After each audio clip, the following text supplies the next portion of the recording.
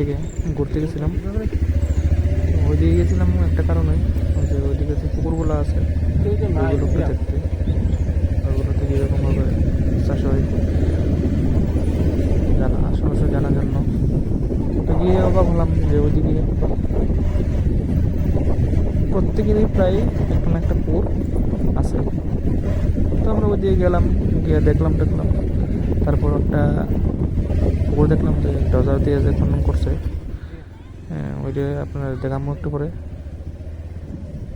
রাস্তা খুবই ক্রিটিক্যাল, এদের মাঝখান দেওয়া রাস্তা, বাইক নিয়ে যাওয়া খুবই কষ্টকর।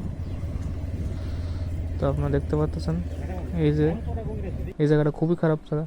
এই যে দেখতেছেন পুকুরটা, এটা যে চেন ডেজার দেওয়া কাটা হয়েছে। অনেক বড় পুকুর প্রায়,